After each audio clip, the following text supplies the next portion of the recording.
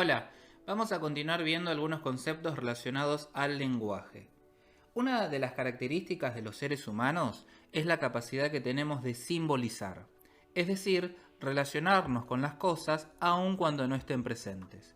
Por ejemplo, el escribir.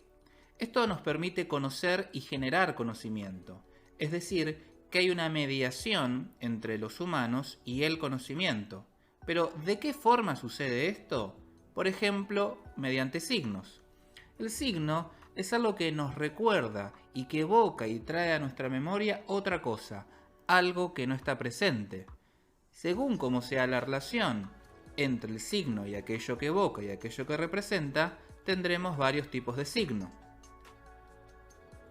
Podemos clasificar a los signos como ícono.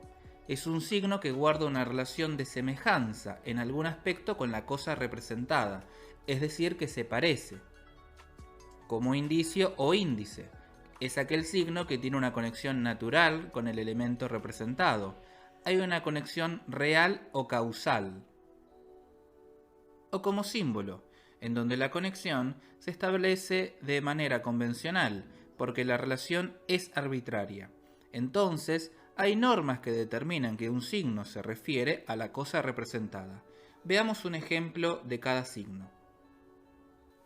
En este caso, el ejemplo de ícono es la maqueta. Esa maqueta nos podría recordar a la Plaza de Mayo o por lo menos algún tipo de plaza.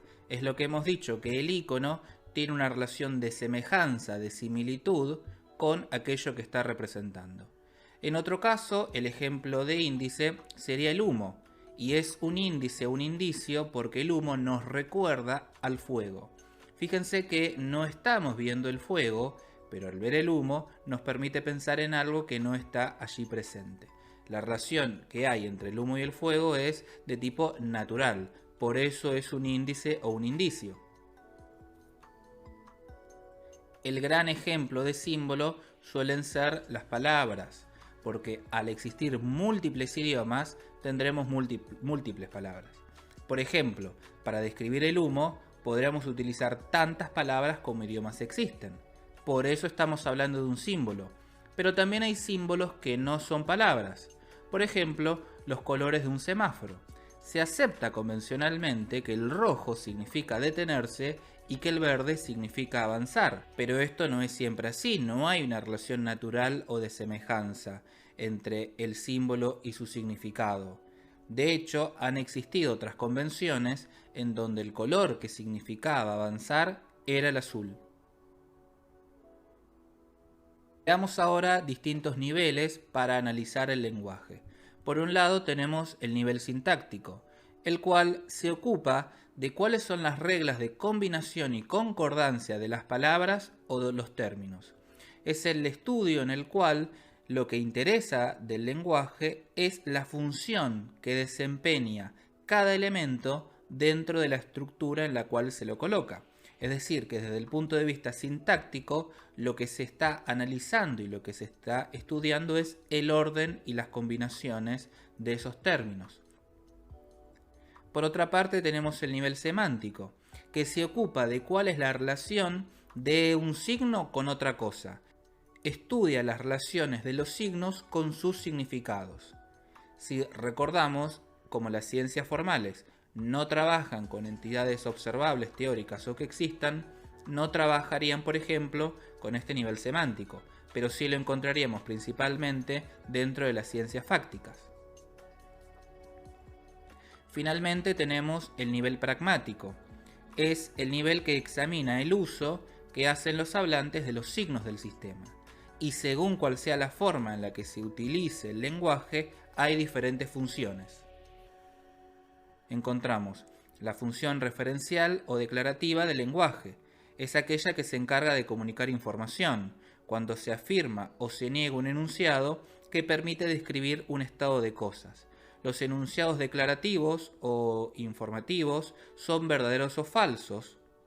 Otra función que encontramos es la expresiva, en la cual se expresa un estado de ánimo, de emociones, de deseos. Por ejemplo, ojalá que llueva café. Y finalmente, la función directiva del lenguaje es aquella en la cual el fin es dar una orden. son los enunciados normativos. Podríamos decir prohibido estacionar. Se está dando una orden, se está cumpliendo esta función del lenguaje. También lo que nos vamos a encontrar son algunos problemas en el uso. El problema de vaguedad se da cuando no conocemos o cuando no hay un límite preciso entre la aplicabilidad o no de un término. Es decir, desconocemos a qué casos aplica exactamente la palabra que estamos utilizando. Es un problema referido a la extensión de un término. Es como si dijéramos que hay una persona que es alta. Entonces no tendríamos problema en identificar a una persona alta si mide 1,90 m. Pero a partir de qué centímetros exactos podríamos determinar que alguien es alto o que alguien es bajo. O si tenemos que hablar de frío o de calor. Obviamente en los extremos estaríamos de acuerdo que 40 grados es una temperatura de mucho calor. Pero 15 grados implica que haga calor, que haga frío, estará templado. También podríamos ver que aquí influye el contexto, porque no van a ser los mismos los 15 grados que se puedan vivenciar en, por ejemplo, el Caribe a en un país nórdico como Dinamarca. Otro problema que tenemos es el de ambigüedad. Desde el punto de vista semántico, se presenta cuando hay más de un significado a un concepto asociado, es decir, con las palabras polisémicas, las palabras que pueden significar más de una cosa. Por lo cual, lo que encontramos es que existen varios significados para el mismo significante. Y cuando una palabra es utilizada y desconocemos a qué significado está haciendo referencia, tendríamos el problema de ambigüedad. Te vas a encontrar con alguien en el banco que está en la esquina de la plaza. Y ahí la palabra banco puede significar tanto el lugar en donde uno va a sentarse dentro de una plaza, dentro de un espacio verde, pero también el banco puede ser una entidad financiera. Y si encima de esa entidad financiera el edificio está enfrente, en la esquina, a la plaza espacio verde, veríamos que tenemos un problema de ambigüedad. Es decir, hay una palabra o hay una expresión que tiene más de un significado y desconocemos cuál es el significado correcto. Una manera de intentar resolver esto sería mediante definiciones. Definir es indicar cuál es el significado por medio de otros signos. En este sentido, vamos a tener diferentes tipos de definiciones. Las definiciones pueden ser informativas o léxicas. En estas se obtiene información de qué es lo que las personas hablantes quieren decir cuando emplean el término. Suelen ser las definiciones que encontramos en un diccionario.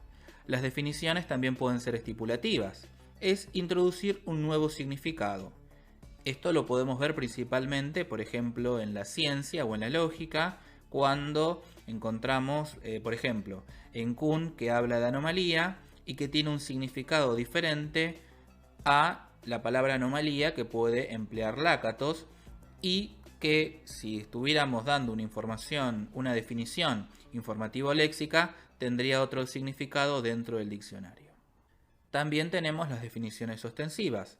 Se la emplea cuando para aclarar el significado de una palabra no utilizamos medios verbales, es decir, señalamos o mostramos. Sin embargo, la definición o estas definiciones no terminan de resolver los problemas que aparecen en el lenguaje. Veamos algunos problemas que pueden aparecer al definir. Encontramos tres problemas de definición. El problema de circularidad se da cuando utilizamos una palabra para definir otra palabra y volvemos a la palabra que no sabíamos del significado. Por ejemplo, para definir socorro utilizamos la palabra auxilio, definimos la palabra auxilio como ayuda y al definir ayuda volvemos a hablar de socorro. Por eso tenemos un problema de circularidad. Otro problema que se puede dar en la definición es el de regreso al infinito. Para explicar el significado de un signo se necesita a su vez de otros signos que a su vez necesitan de otros signos para recibir su comprensión.